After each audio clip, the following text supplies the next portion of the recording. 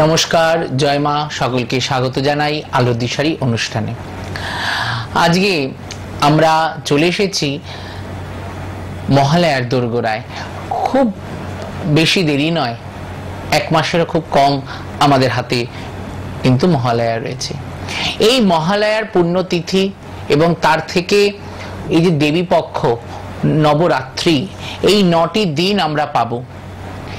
এই 9টি দিনের মধ্যে আমরা কি কি করতে পারি, কি কি সমস্যার সমাধান হতে পারে, তা নিয়ে কিন্তু আজকের আলোচনা। আমি দীপ্তেশ্বরানন্দ মহারাজ সকলকে স্বাগত জানিয়ে আজকের অনুষ্ঠান শুরু করছি। দেখুন, আমরা ত্রিতাপ যন্ত্রণা ভোগ করছি, আমরা নানান কষ্ট ভোগ করছি। আমরা শুধু খুঁজছি কিভাবে আমরা আমাদের জীবনের কষ্ট দূর করব। তার জন্য সঠিক জায়গায় সঠিক মানুষের কাছে পৌঁছাতে কিন্তু আমরা প্রত্যেকে চাইছি। আমরা নানান জায়গায় গিয়ে নানান ভাবে কিন্তু আমরা কেউ সফল হচ্ছি, কেউ সফল হচ্ছি না।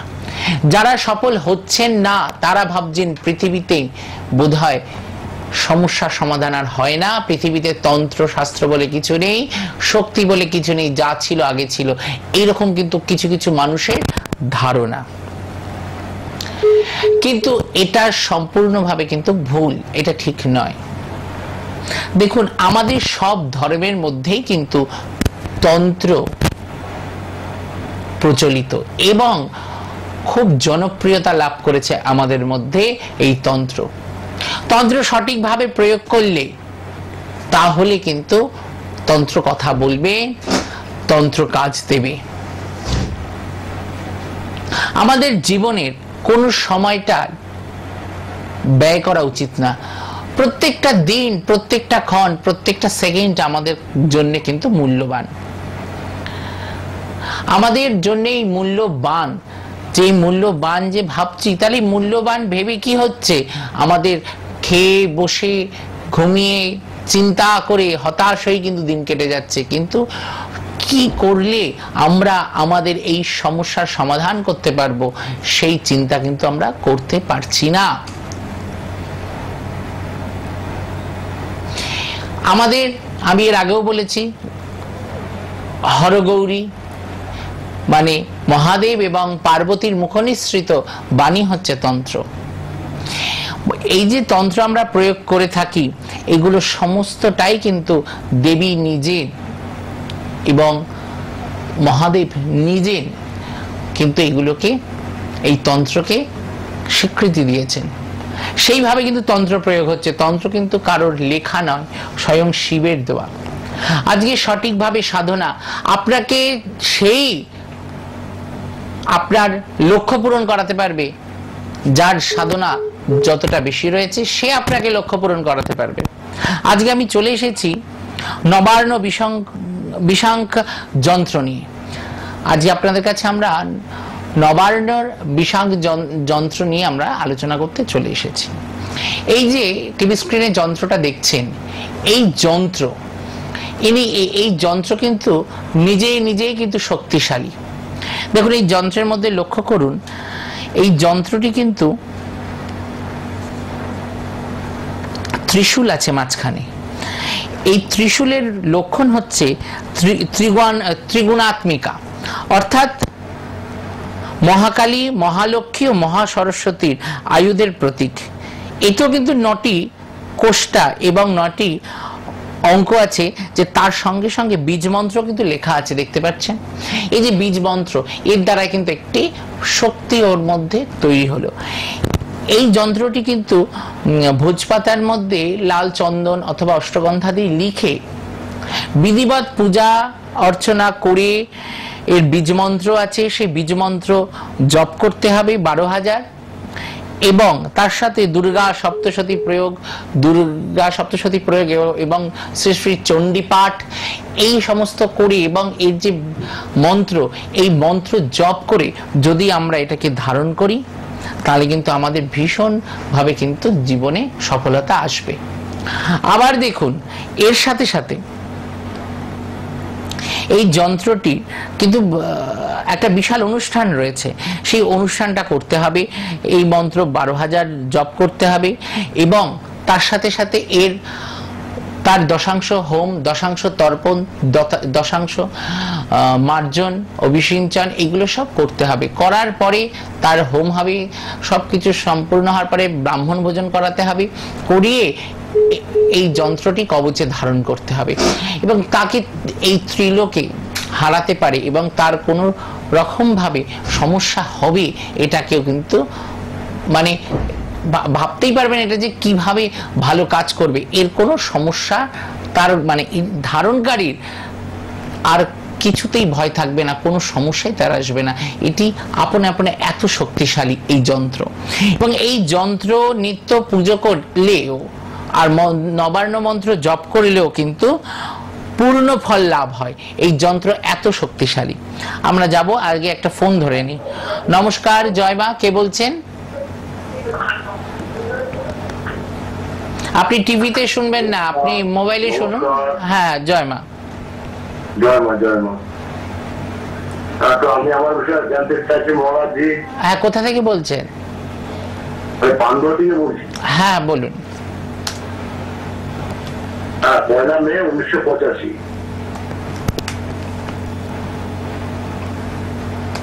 1985, তাই তো? সময়? রাত্রি 7:30 পান্ডুয়ায়।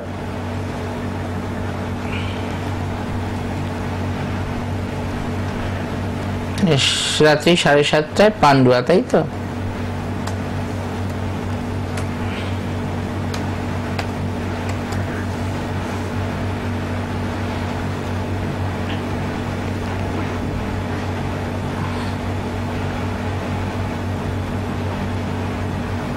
সাড়ে 7টা বললেন তো?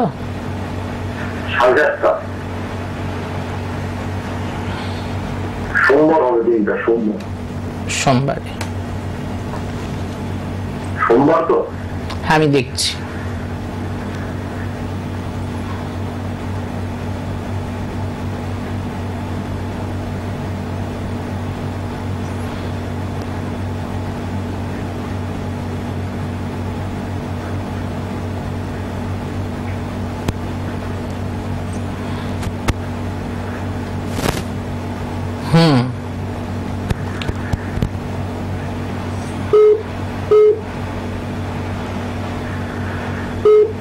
এবার কি জানতে চাইছেন?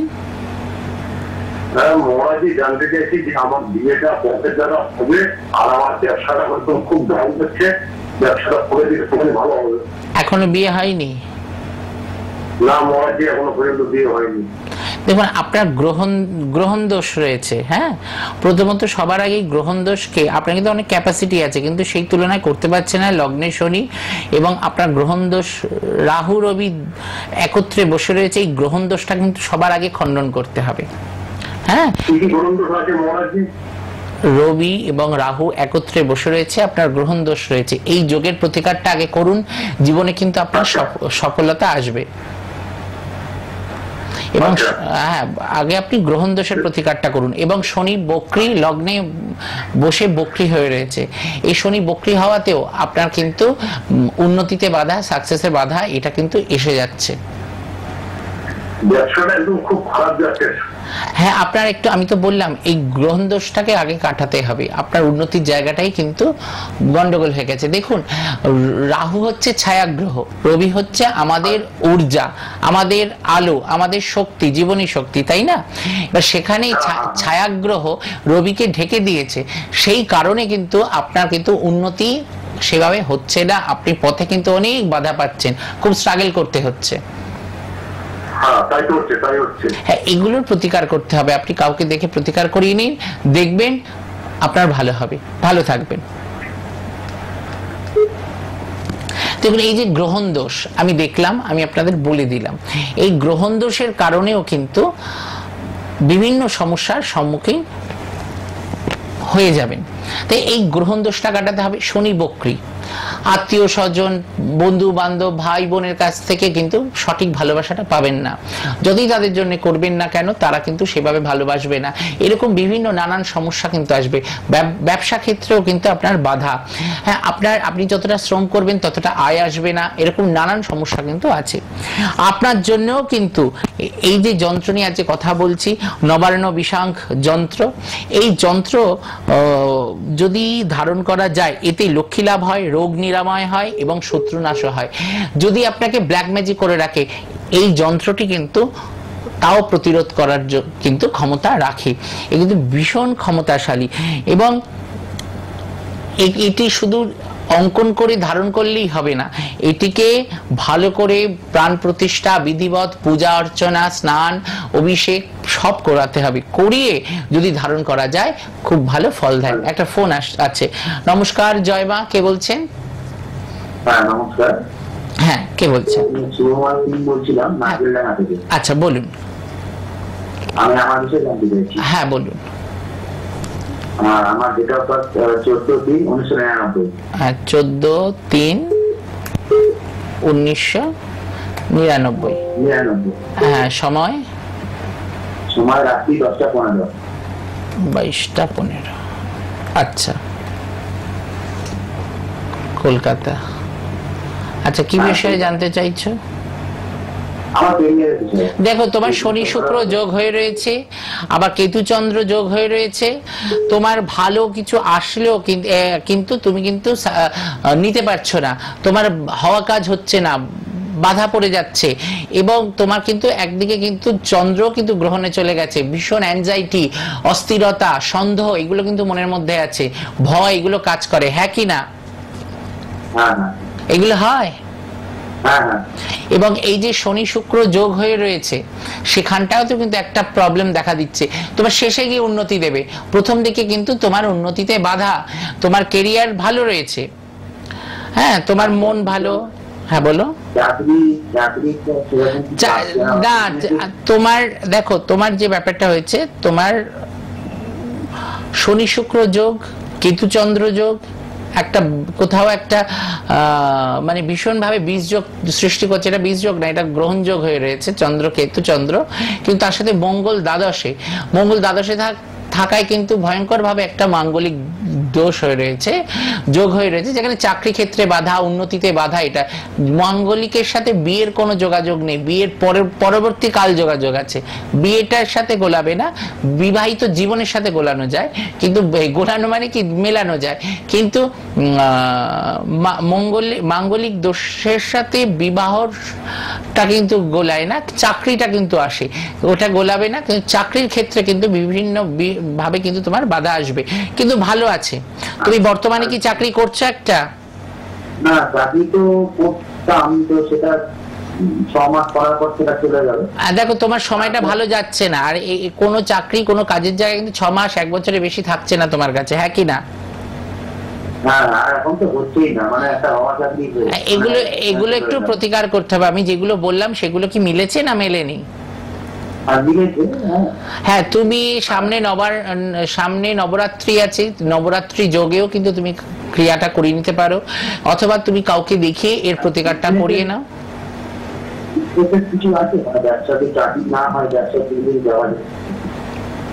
দেখো, তুমি মন স্থির করতে পারো না, এই কেতু চন্দ্রটা মনের কারক গ্রহ, তুমি মনটা স্থির করতে পারো না। প্রথমত তোমার আগে ছক বিচার করিয়ে আগে প্রতিকারটা করো, তারপরে বুদ্ধিভ্রষ্ট, তুমি ডিসিশন নিতে পারো না, হঠকারিতার সাথে ডিসিশন নিয়ে নাও, পরে ভুল হলে তখন হাত কামড়াও। হ্যাঁ কি না? আর ডিসিশন খুব একটা কিন্তু ঠিক হয় না। হ্যাঁ কি না? এই জায়গাগুলোকে একটু প্রতিকার করতে হবে। প্রতিকার করে তুমি তারপরে হাত দাও, দেখবে তোমার জয় নিশ্চিত হবে। কারণ এখন তুমি পুরোপুরি আছো, তোমার কোন রকম ভাবে স্টিয়ারিংটা সোজা না, তোমার স্টিয়ারিংটা একটু ধরিয়ে দিতে হবে, সোজা করে দিতে হবে। বুঝতে পারলে? ভালো থেকো।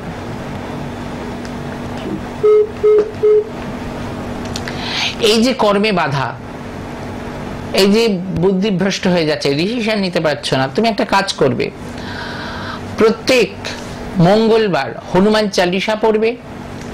আর কি করবে, একটি পানের মধ্যে সুপুরি, কাঁচা হলুদ দিয়ে হনুমানজিকে অর্পণ করবে, দেখবে তোমার সকল বাধা খণ্ডন হয়ে যাবে, সকল বাধা দূর হয়ে যাবে। এবং যে বিষাঙ্খ যন্ত্র নিয়ে বলছি,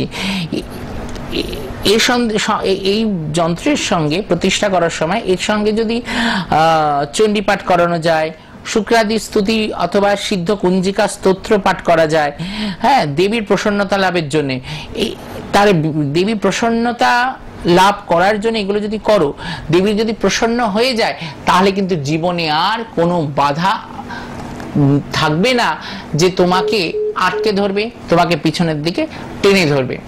এবং আমাকে কোথায় কোথায় আপনারা পাবেন? আমাকে বেহালায় পাবেন, ম্যান্টনে, আপনারা শিয়ালদায় পাবেন, সোদপুরে, কৃষ্ণনগর, বর্ধমান, বেনাচিটি এবং বর্ধমান বাস স্ট্যান্ড, পানাগড় মনসা মন্দির কসবা এবং কেষ্টপুর আদর্শপল্লী দীপমায়ের কালীবাড়ি আমার নিজ গৃহ মন্দির আপনারা পাবেন। এবং এই মাসের জন্যে, বিশেষভাবে এই মাসের জন্যে দক্ষিণা কিন্তু নেওয়া হচ্ছে না, কোনো দক্ষিণা ছাড়াই ফ্রিতে আপনাদের শুধু আমি দেখে দেব, শনিবার আর মঙ্গলবার সকাল 10টা থেকে দুপুর 2টা অবধি। এর জন্য কোনো পয়সা লাগবে না। এবং তার সাথে আমি কিছু টোটকা, কিছু টিপস, কিছু প্রতিকার আপনাদের করে দেব, তাতেও কিন্তু আপনাদের এর জন্য কোনো লাগবে না, প্রাথমিক চিকিৎসাটা কিন্তু আপনাদের হয়ে যাবে। আপনাদের একটা টিপস, আপনাদের সমস্যা শুনে একটা টোটকা আমি কিন্তু আপনার জন্য তৈরি করে রেখেছি, গুছিয়ে রেখেছি, আপনাদের সমস্যা শুনে সেগুলো দিয়ে দেবো, তার জন্য কিন্তু কোনো পয়সা লাগবে না। এই মাসটা, এই ভাদ্র মাসের জন্য শনিবার আর মঙ্গলবার এটা কিন্তু আমি রেখেছি। আপনারা অবশ্যই বুকিং করে আমার চেম্বারে, আমার মন্দিরে চলে আসুন। নমস্কার, জয় মা। হ্যাঁ, কে বলছেন? জয় মা। জয় মা। হ্যাঁ, জয় মা, বলুন বলুন এবার। আচ্ছা, একটু জোরে বলুন। রাধে রাধে। হ্যাঁ, একটু ঈশ্বরের নাম করুন, ঠাকুরের নাম করুন, বলুন। হ্যাঁ হ্যাঁ, রাধে রাধে। টিভিতে শুনবেন না, টিভিটা মিউট করুন, বলুন মা। হ্যাঁ, ডেট অফ বার্থ বলুন।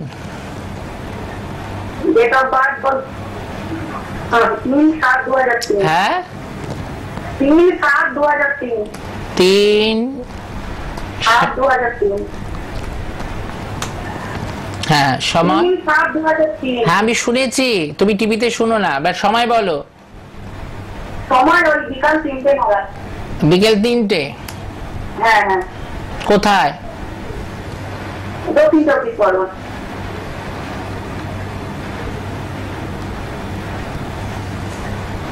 হ্যাঁ, এবার বলো কি বিষয় জানতে চাইছো? কি বিষয় জানতে চাইছো?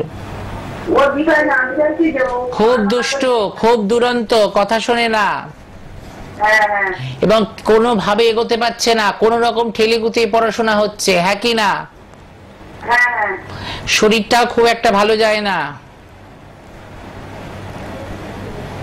হ্যাঁ কি না? হ্যাঁ। দেখুন, এর পড়াশোনা হতে কিন্তু খুব চাপ আছে। আচ্ছা। হ্যাঁ, পড়াশোনা হবে কিন্তু খুব। আর ও একটা যে জীবনের সঙ্গে জড়িয়েছে, হ্যাঁ, ওর ব্যাপারে একটু বলুন না। কি? ও একটা যে জীবনের সঙ্গে জড়িয়ে আছে। ও প্রেম করছে? হ্যাঁ, ওটা কি ঠিক? 4-5 বৃহস্পতি। হ্যাঁ হ্যাঁ। দেখুন, এর লগ্নে কেতু তো কিছু হতে খুব সমস্যা, প্রেমটা কিন্তু কাটবে না চট করে। দেখুন, প্রেমটা চট করে কাটবে না। এবার এটা একটু বিচার্য ব্যাপার আছে, একটু চিন্তার বিষয় আছে। এই সময়টা ওর প্রেমের জন্য নয়, প্রেমে কিন্তু ও সাকসেস হবে না, সফলতা হবে না। এর কিন্তু অনেকটা সমস্যা আছে, এগুলো একটু প্রতিকার করতে হবে। প্রথমত লগ্নে কিন্তু এর প্রতিকার আগে করতে হবে, বিভিন্ন ভাবে কিন্তু সমস্যার জর্জরিত হয়ে যেতে পারে, একটু সমস্যা আছে, এগুলো একটু প্রতিকার করবেন মা। হ্যাঁ, আপনি সারাদিন বুঝতে পেরেছেন?